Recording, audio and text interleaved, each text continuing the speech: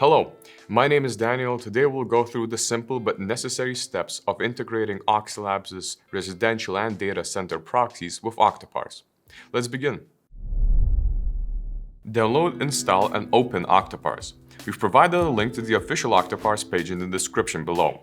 Having opened the application, create a new task by clicking the plus new button in the top left corner and choosing Custom Task. Type the URL of the web page you intend to extract data from in the URL input.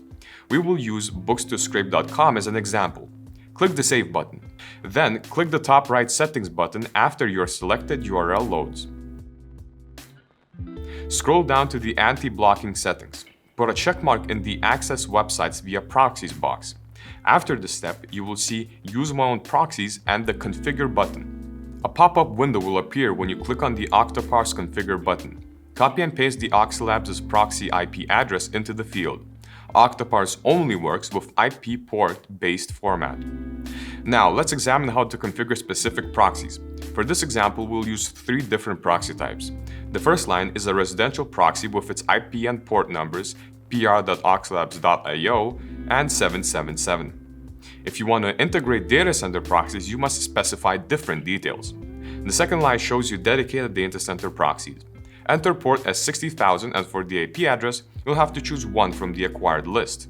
We've provided documentation in the description below with more information regarding proxy lists.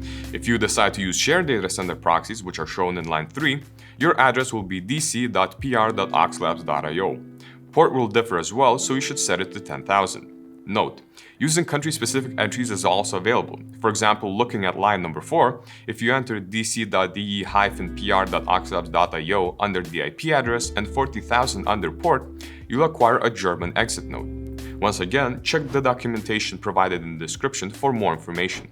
To save changes, click the Confirm button. Check if there is a check mark next to the Configure button in the Anti-Blocking settings section. As it confirms the Octoparse integration was successful. Click Save. You'll be brought back to the main screen of the page you're scraping, and that's it. You've successfully set up Oxylabs' proxies with Octoparse. Do note, if you're curious to see the further processes of how to actually start your scraping job, check our Octoparse integration blog post in the description below. If you found this tutorial helpful and want to see more integration guides and key data gathering topics, subscribe, click that like button, and share this video on your social media.